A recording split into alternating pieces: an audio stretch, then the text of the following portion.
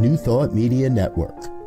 We are a global broadcast network of positive music, media, and entertainment, inspiring humanity's evolution along the journey of enlightenment and creating a world of love, peace, empowerment, and prosperity for all. New Thought Media Network. Positively inspiring. New Thought Media Network proudly presents the Science of Mind Saturday Conversations. Learn more about the Science of Mind philosophy, faith, and way of life.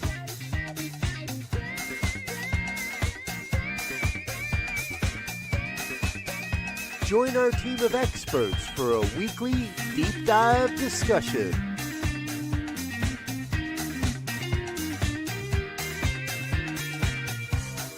Come study the science of mind, chapter by chapter, and resources from the Science of Mind archives. Plan to join us every Saturday, 9 a.m. Mountain Time, only on the New Thought Media Network. Good morning, everyone. It's Saturday morning again, and I am so pleased to be with you. I'm Reverend Dr. Victoria Bomberry, and I live in Riverside, California. And it's always my pleasure to be here with you to talk about the Science of Mind textbook. And this week, we're going to talk about soul. So I'm just going to invite us to take just a moment to center ourselves and get in that place of deep receptivity and contemplation as we go over this fourth chapter on soul. So just take a nice deep breath.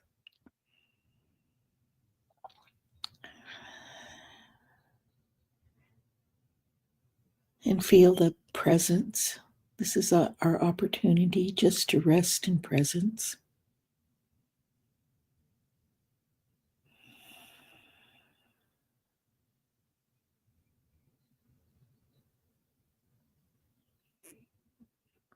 And then take another deep breath and be right here in this moment.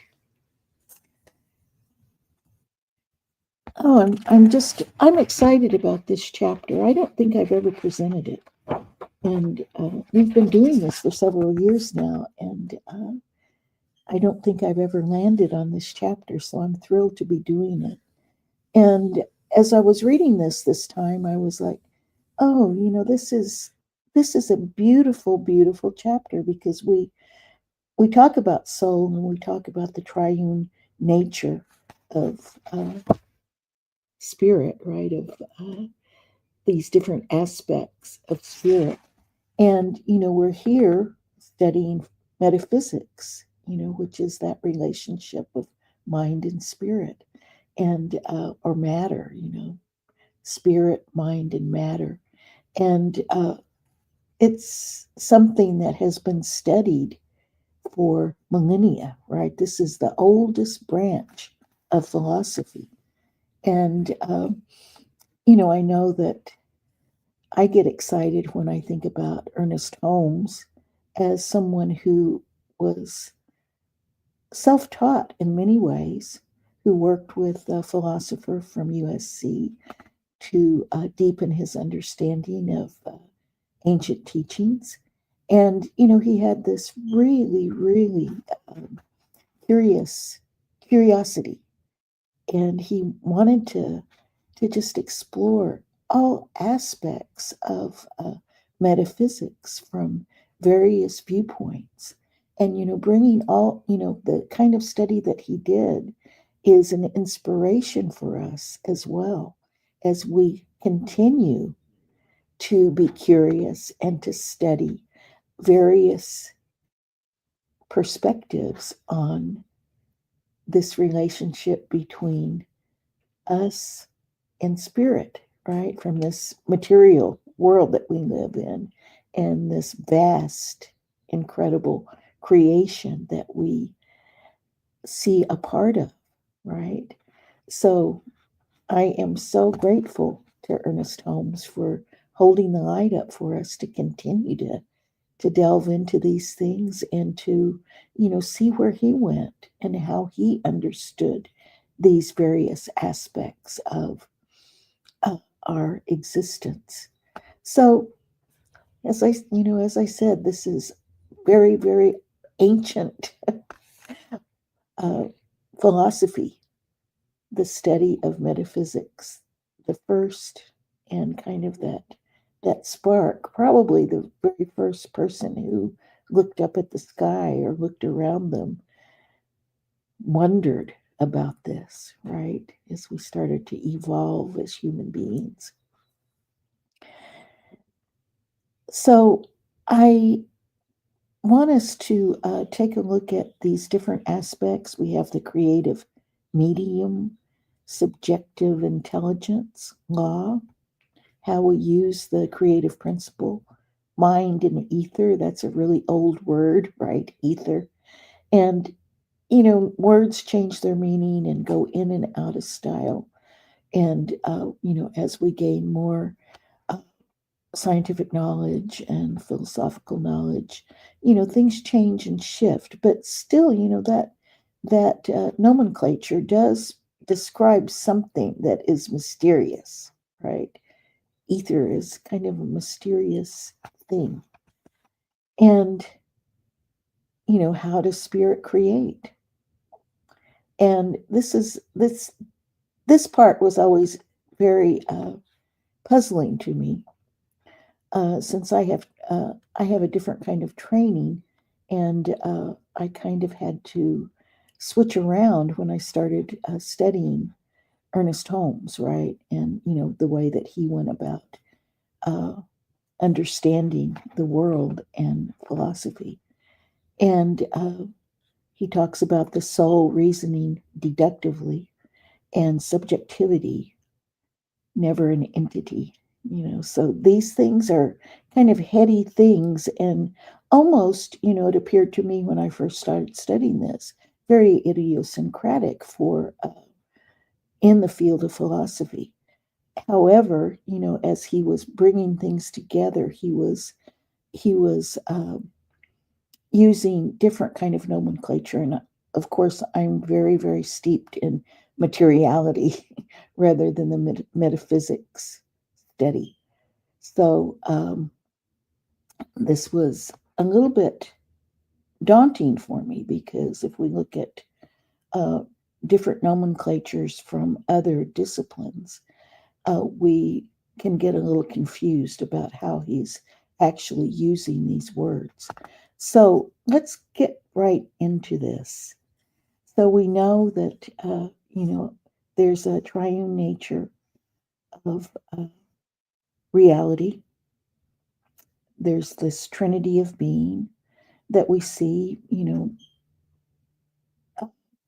throughout different religions, just this idea of different aspects. And even, in some traditions, there's the multiplicity of aspects, right? And of course, we could do that. We could go down, down, down, down, down to the various aspects and facets of spirit.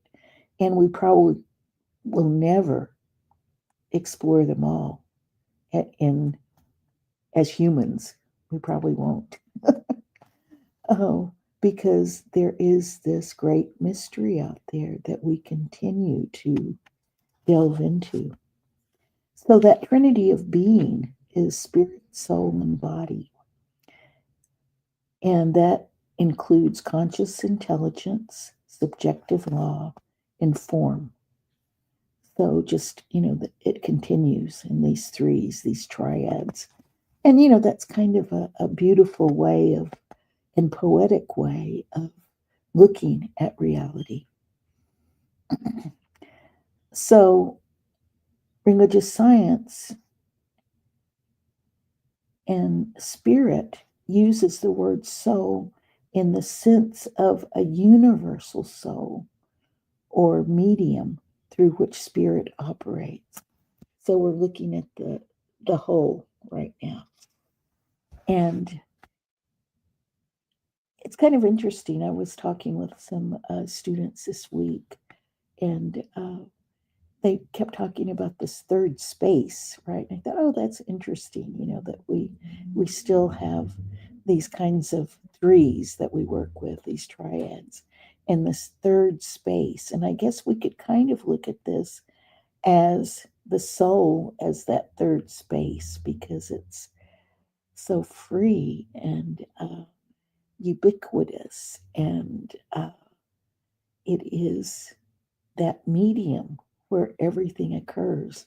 So I think that in this discussion of soul that the students were talking about and the way that they were using it, it was kind of analogous to what we were talking about here, because they wanted to find this space that was open and free, right?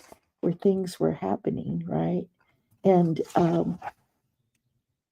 it's just interesting. So I'm just putting a little note there for myself that there is this desire to know soul, to be ensouled, to know and uh, have this soul be this incredibly open and receptive thing. And he also, uses a Christian term to uh, talk about soul, the Holy Ghost, right? And again, kind of that third space or third uh, part of God. And he talks about this too. This is where we get this powerful, powerful teaching and analogy of the creative soil. So we use that idea, that analogy all the time in our teachings about the soil. That's this universal soul.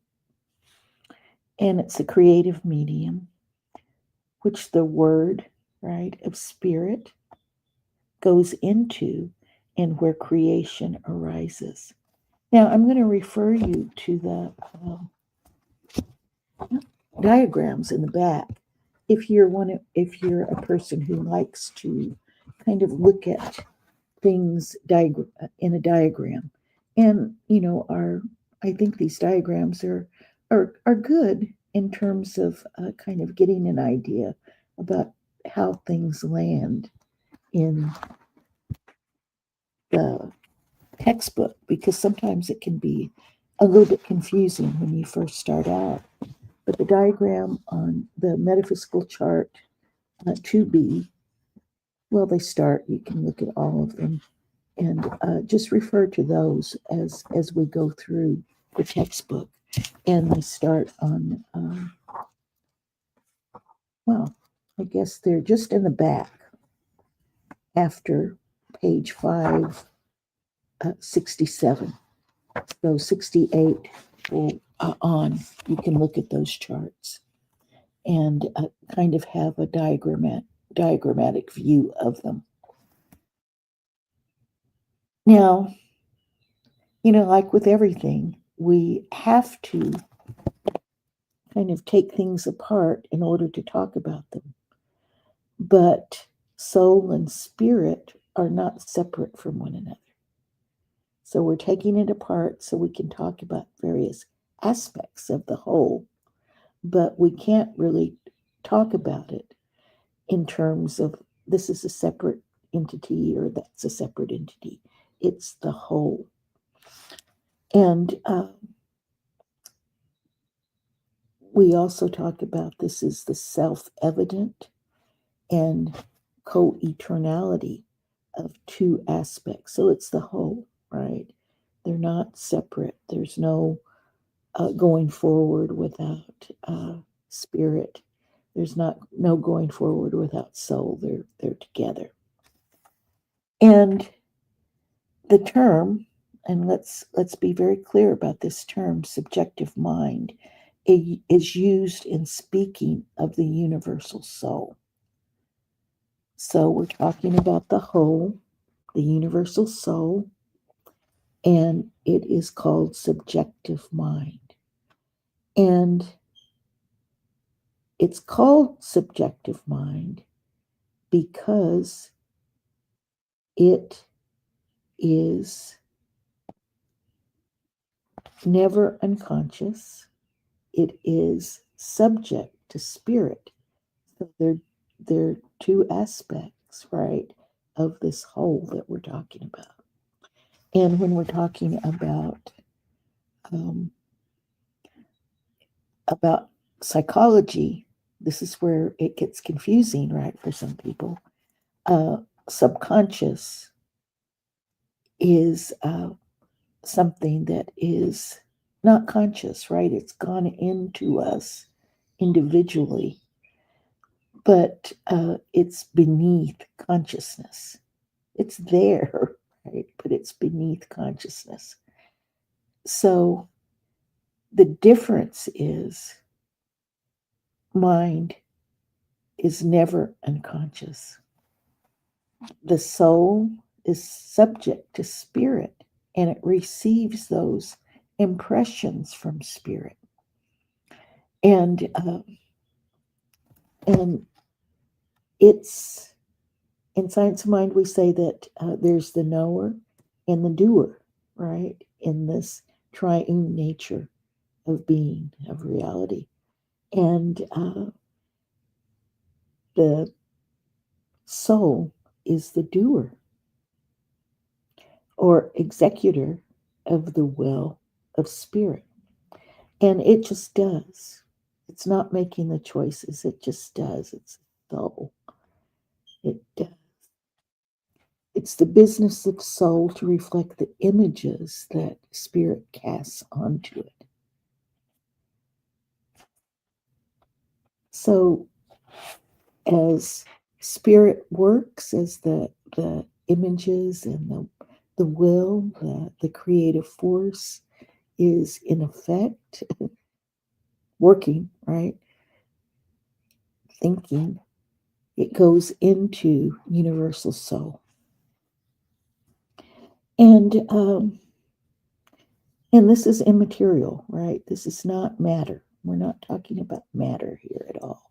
We're talking about that thing that is beyond matter.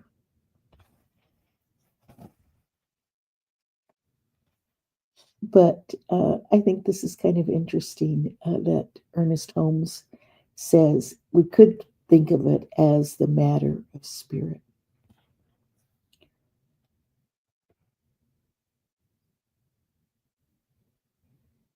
And there is an intelligence to it because it certainly has the intelligence to execute the desires of spirit, is what Ernest Holmes says.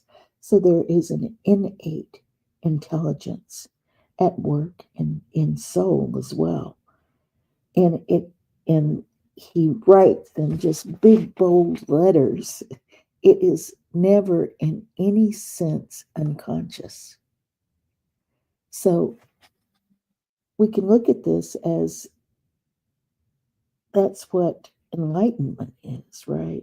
There's never any point in spirit that is unconscious of what it is and what it is doing.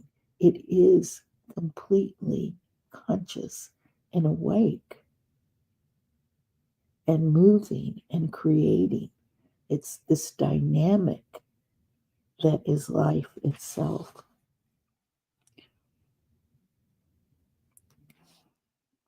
And it has the same, infinite intelligence as everything in creation. So when we look at that, this big whole, the big picture, right? And we think about ourselves in this, we can say no. The Ernest Holmes says the entire combined intelligence of the human race couldn't create the same things that this huge thing can create, right? Uh, it's already set up for us to explore and to use, right? It's already there. So it's not just human intelligence, it's that we are capable of tapping in to this whole because we are in it and of it.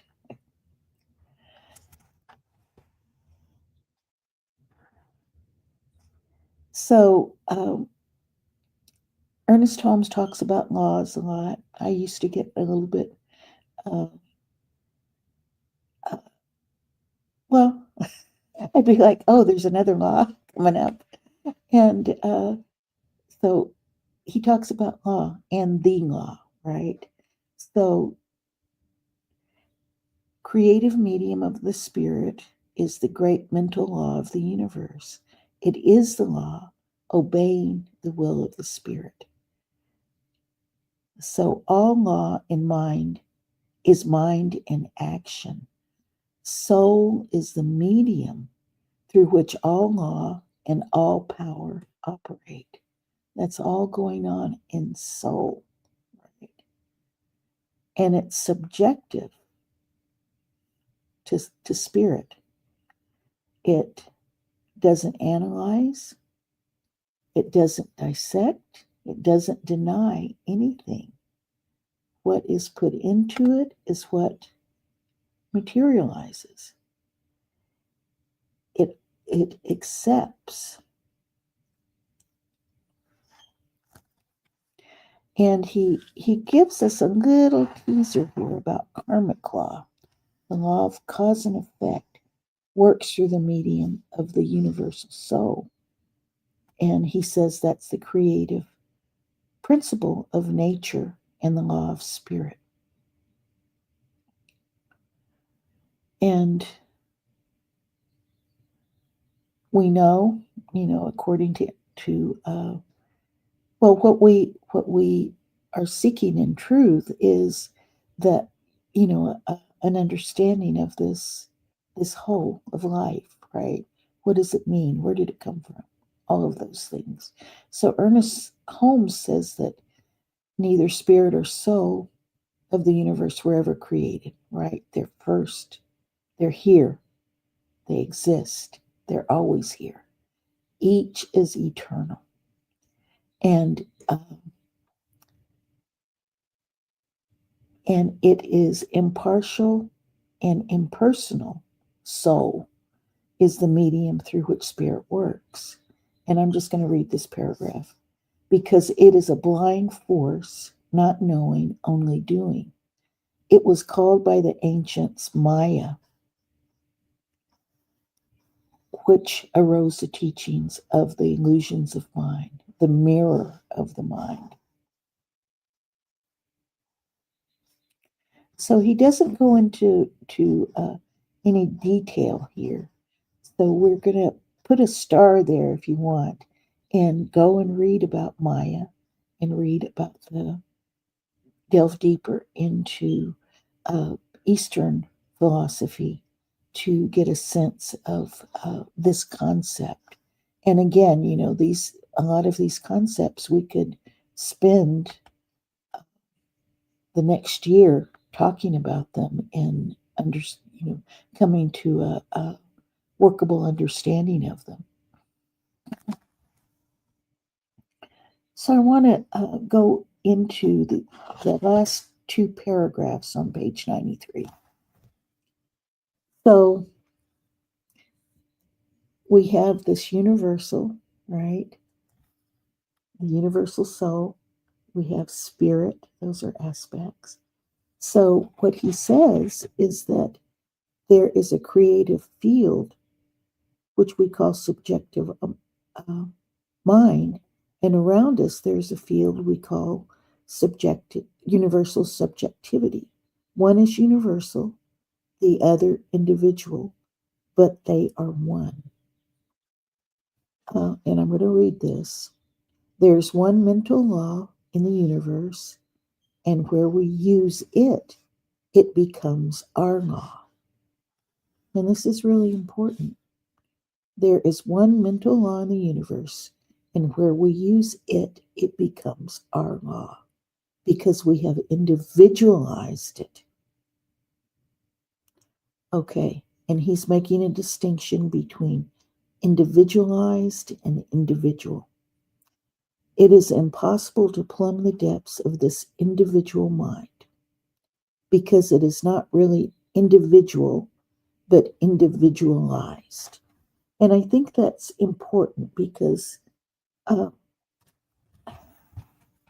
sometimes I think we can collapse those two words, and we get a sense that this particular entity, Victoria Bomberry, is the end all and be all of it, right? And yet there is no this. It is individualized through me. This is how I understand it. It is individualized in it being spirit, and all these aspects of spirit are individualized in me. And he goes on to say, behind or within the individualized point is the universal, which has no limits. So that's good news for us, right? So in this individualized point as me is the universal, which has no limits. Good news. No limits, right? It is individualized in me. No limits. And that's where we have the possibility of this endless expansion or enlightenment. That's how I'm understanding this. This is our already, it's always already there, right? This enlightenment is already there, and we are waking up to it. So all the work that we do, all the spiritual work that we do, is awakening to this fundamental truth of our being. And he goes on to say everyone is universal on the subjective side of life, an individual only at the point of conscious perception. We use the power of the universal mind every time we think.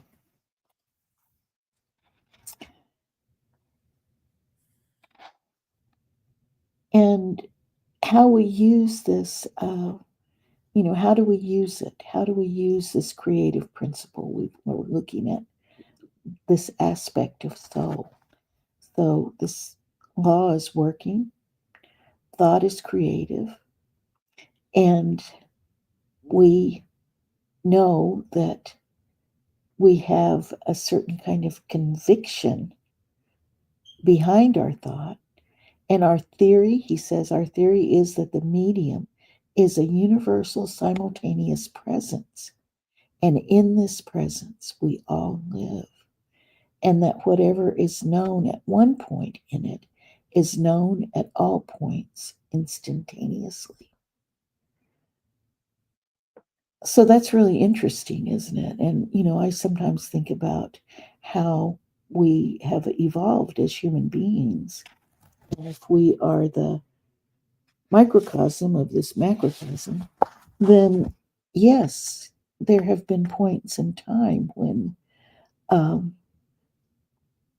things have arisen, ideas have arisen simultaneous throughout the globe, no matter where you are, right? No matter where you are in on earth, things have arisen simultaneously. Thoughts have arisen that have boosted, our ability to survive and live in this material world. It's very interesting, right? And, people have theorized about this over and over again. How does this happen? Why do we see this happen here? Almost at the very same time it happens here, almost simultaneously, right? And we also know that in this, there's no, there, there's a point where there's a space where there's no time, right? And so they're happening. Right? It's like an awakening. We got it, right? We learned how to build fire as human beings. We got it. And that created this huge forward thrust in our material evolution as a species. And I love thinking about the presence, right? The presence. And he talks about the universal presence. And this presence, we all live in it, right? We live in this presence. And I've been kind of looking at Brother Lawrence, who was a Catholic mystic. And that's all that was his one thing, his one thing that he focused on, practicing the presence, just being and living the presence. And that presence, right? Whatever is known in one point in it is known at all points. So he was practicing that in every little aspect of life that he was in. He was a cook. He mopped the floors. He was a lay brother in a monastery. And yet his teachings inspired, so many people in the hierarchy, right? And that he was the teacher. He was the teacher just from practicing this presence. So these are words for the practitioner of science of mind when we do spiritual mind treatments, right? That's what we do here. We do spiritual mind treatments because we are a healing organization. Well, let's call us an organization. We're organized in terms of our teachings, and we organize ourselves around these teachings.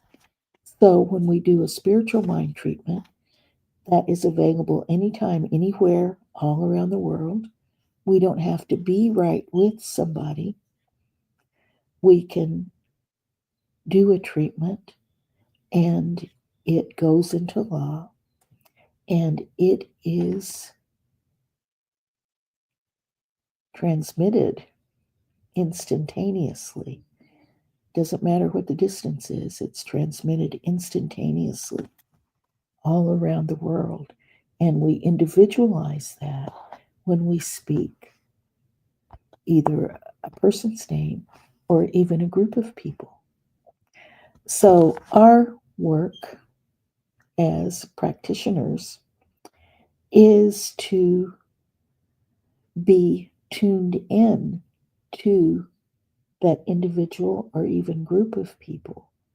And we transmit this spiritual mind treatment. And that's our prayer to those who are at a distance. And it's operating through law, right? And the law is subject to spirit, right? So we clear our minds. We do that in order to be effective as practitioners. And I think that this is a wonderful um, realization. There's all different kinds of prayers. There's all different kinds of things that are happening. We wonder, well, how on earth does it work, right? And Ernest Holmes was really, he wanted to know how things worked. He had that kind of scientific turn of mind and he wanted to delve into it. How does this work? Well, this is how it works. And he looked at all, he read ancient texts, philosophical texts, And, he kind of got into the Greeks a lot, and he got into, he was raised in a Christian atmosphere. So looking at those kinds of ancient texts, the teachings of the Bible and the New Testament. And he would, and then he brought all these things together in this way that would be easy for us to understand and practical. We put this to practical use. How do we use this to be a part of a healing for our planet, for individuals who are experiencing any kind of distress, and for whole groups of people? So he was practicing this presence at all times.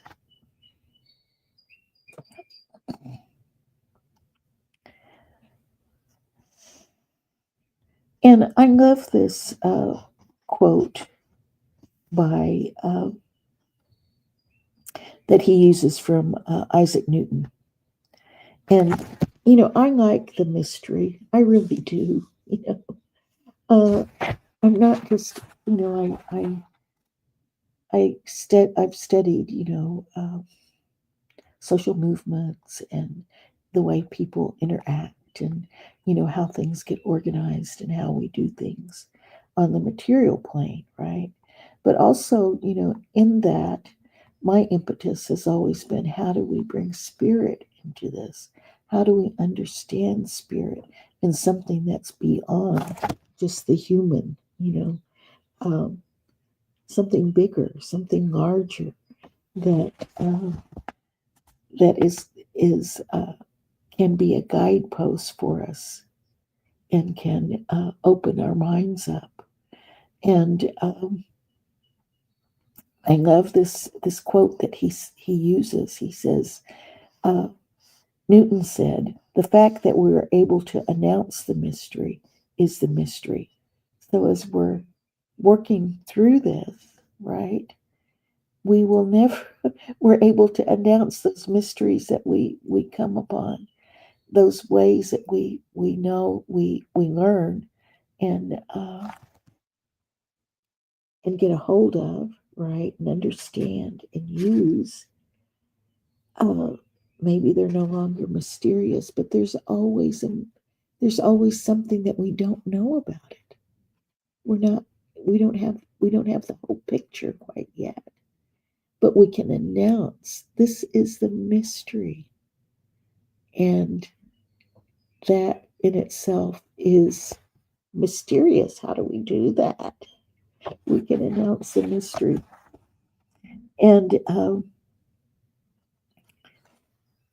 And he gives examples, of people who've made scientific discoveries, like someone, inventing the electron microscope, for example, and looking at these things, and then, why does it do that? Well, we don't know. We can see it, but we don't know. And that's sort of where we're at, right? We're in that process, the continual process of discovery. And what a wonder that is, that we can see these things and we can learn from them and we can then put them to use for the good of all. Now, there's no way that we can divide everything up, right? Nothing is, we can't chop off my arm and my arm is going to be walk away, or crawl away. We're all a part of this, there's this whole. So it's the same with the soul, right? The soul must not, it's just a different aspect of this first cause. And it's impossible. So for Ernest Holmes, it's impossible to divide mind. So we speak of the conscious and subjective, the self-conscious and the unconscious. And And he's pointing this out. The terms are confusing unless we remember that consciousness is always a unity. So again, it's not separate, it's a unity. And this was always interesting to me too. He says that there's two ways of reasoning: the inductive and the deductive method. Inductive reasoning is an inquiry into the truth. Okay, that's what we do. We're inquiring into the truth. It's a process of analysis. So that's inductive reasoning. Deductive reasoning follows an already established premise. It is from the whole to the part. Since inductive reasoning is an analysis and inquiry into the truth, it follows that God can only reason deductively, since God is the truth. That which is infinite does not have to inquire into the truth.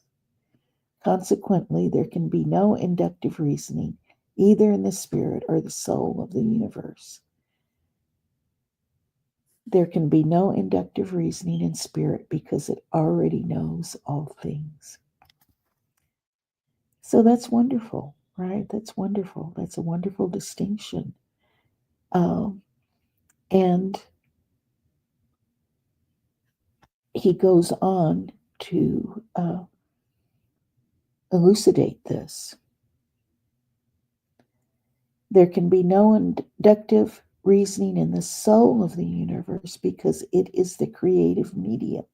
And if it could reason inductively, it could reject certain thoughts because it could analyze.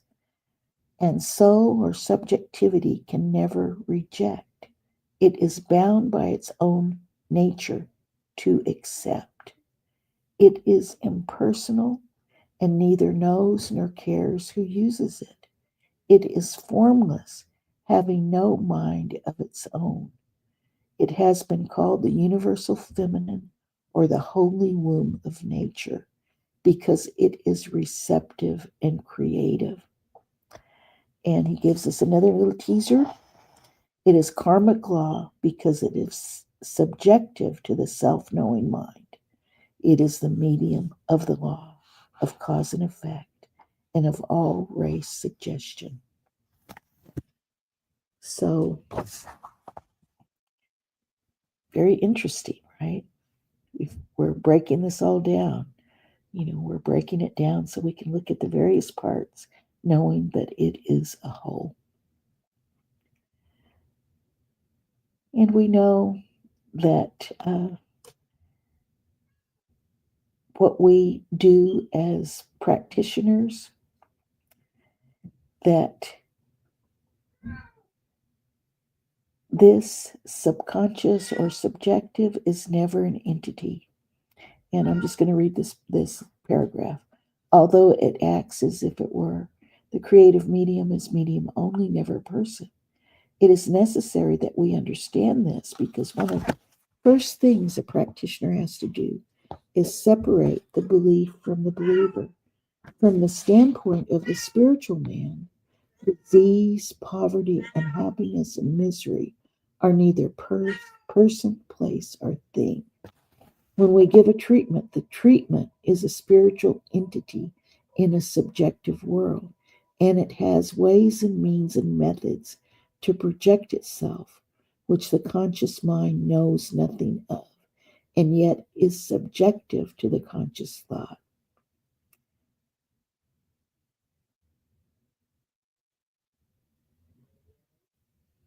And he quotes Plotinus: nature is the great no thing, yet it is not exactly nothing, because its business is to receive the impressions of spirit.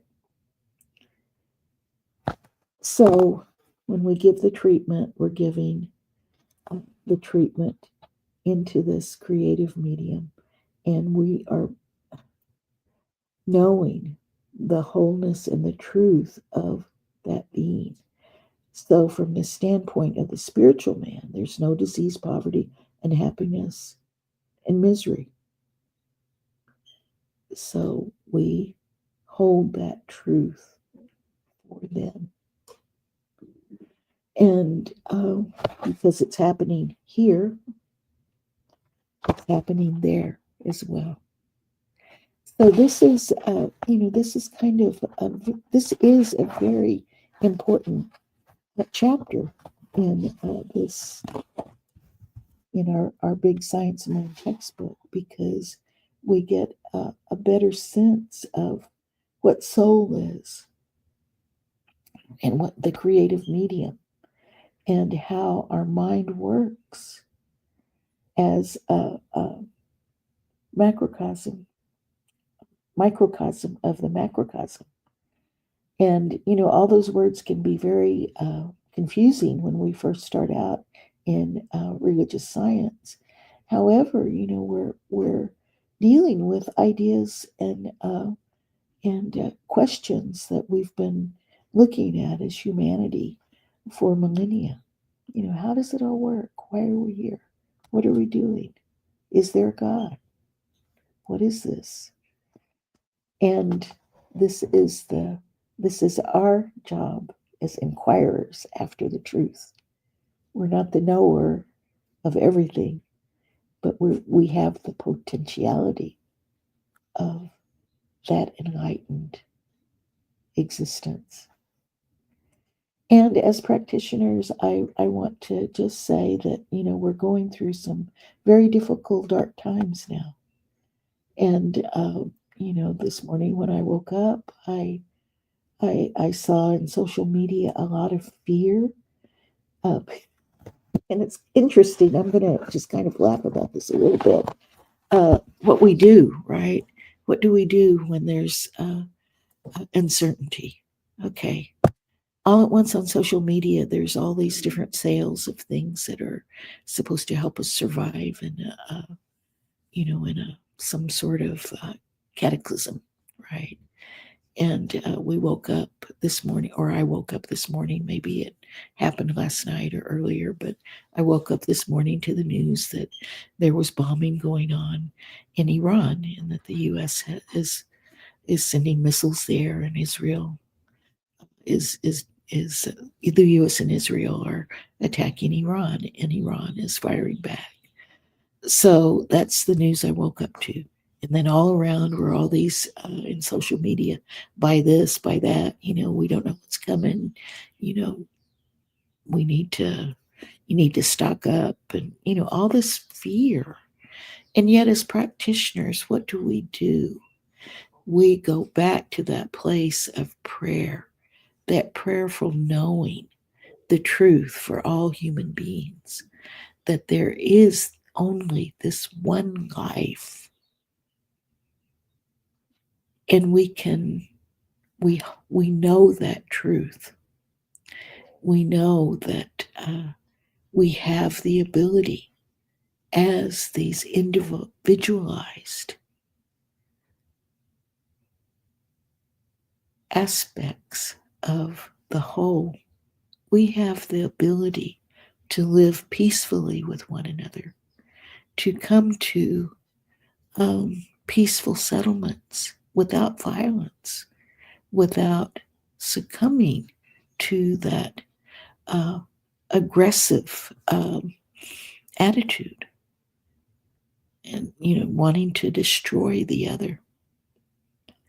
The only battle that we have is destroying those things within ourselves, moving to wanting to control everything, wanting to snatch up resources, wanting more.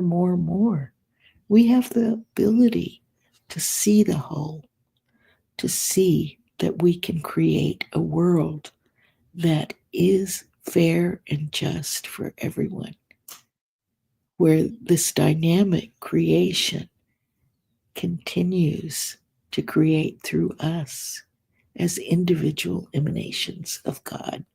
So we hold that truth today, knowing peace for every being on this planet.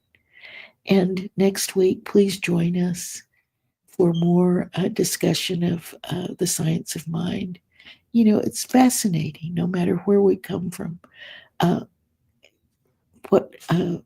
place we enter the discussion. Come and join us, and know for all of us that we are one.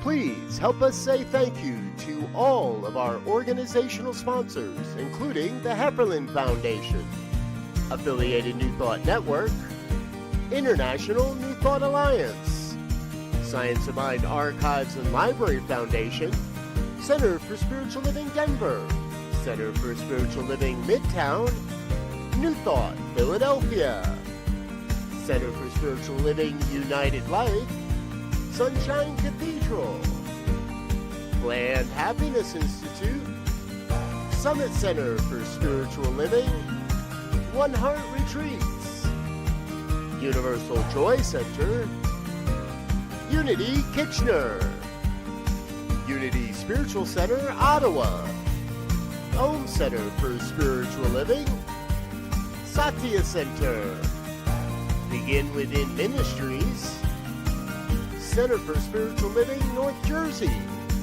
Unity of Savannah, and the Center for Spiritual Living Seattle, as well as all of our individual donors.